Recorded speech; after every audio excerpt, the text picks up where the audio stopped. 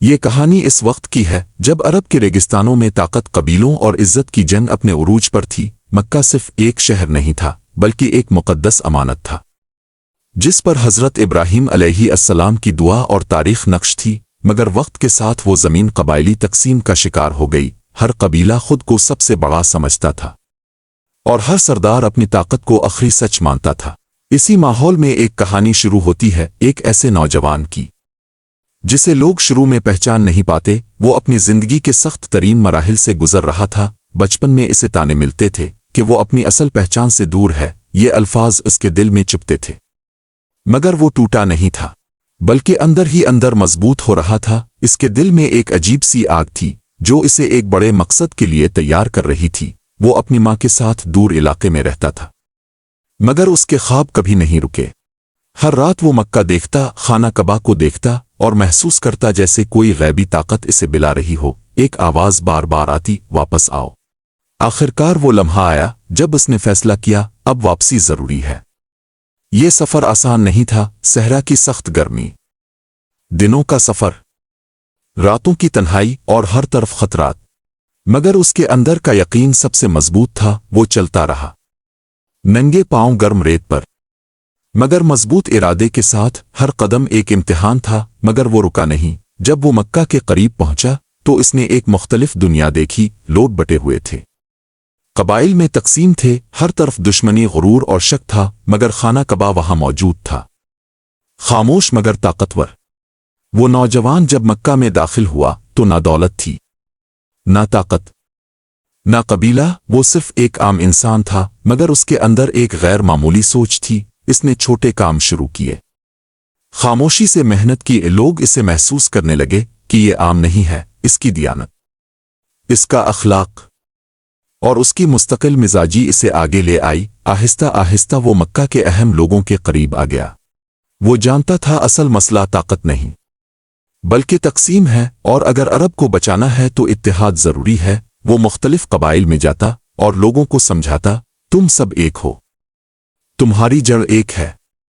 کچھ لوگ سنتے، کچھ انکار کرتے، مگر وہ رکا نہیں۔ اس کی آواز آہستہ آہستہ اثر بننے لگی، اور پھر ایک وقت آیا جب قیادت کا مسئلہ کھڑا ہو گیا۔ یہ صرف ایک انسان کی کہانی نہیں تھی، یہ ایک پورے دور کی تبدیلی تھی، اور اصل داستان ابھی باقی تھی۔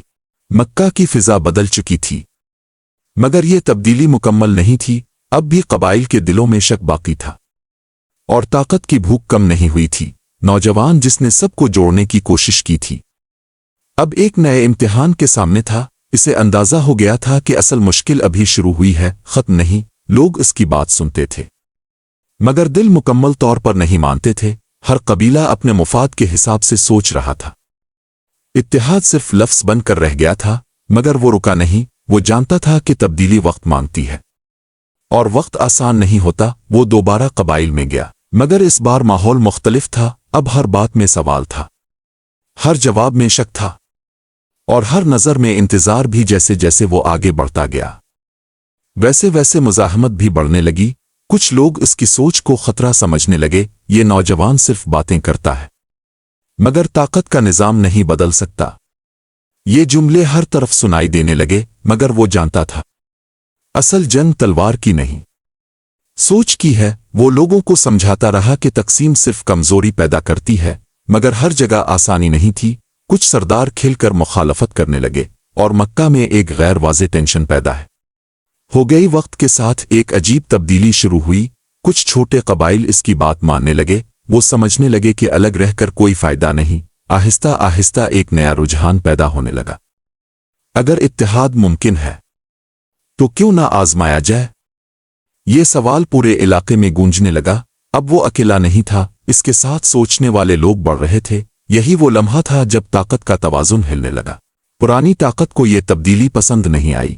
جو لوگ سالوں سے اقتدار میں تھے وہ خوفزدہ ہونے لگے۔ انہیں لگ رہا تھا کہ ان کا کنٹرول کمزور ہو رہا ہے۔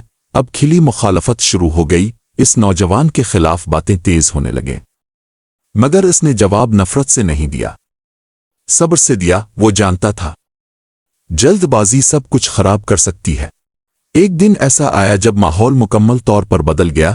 قبائل دوبارہ تقسیم کے قریب پہنچ گئے، ہر طرف ٹینشن تھا، हर कोई तैयार था, ये लम्हा फैसला कुन था, तो मक्का हमेशा के लिए टूट जाता। फिर एक नया निज़ाम जन्म लेता। वो नौजवान अकेला खड़ा था, मगर उसका यकीन मजबूत था। इसने सबको इकट्ठा करने की आखिरी कोशिश की। इसी लम्हे एक अहम तब्दीली हुई। कुछ बड़े लोग जो पहले खामोश थे अब बोलने लगे। उन्होंने कहा कि शायद वक्त आ गया है सोच बदलने का। ये जुमला पूरे माहौल को हिला गया। पहली बार उम्मीद की एक किरण दिखाई दी। कबाइल के दरमियान बातचीत शुरू हुई।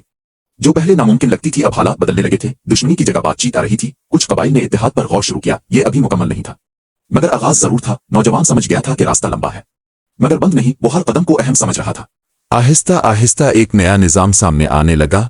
लोग समझने लगे कि सिर्फ ताकत से कुछ नहीं होता, असल चीज इत्तिफाक है। मक्का में एक नया सोचने का दौर शुरू हो रहा था। ये वो लम्हा था जब पुरानी सोच कमजोर होने लगी और नई सोच जन्म ले रही थी। ये कहानी यहाँ खत्म नहीं होती। ये तो सिर्फ एक बड़े सफर का अगला हिस्सा था। अब जो होने वाला था वो पहले से भी ज्यादा अहम था।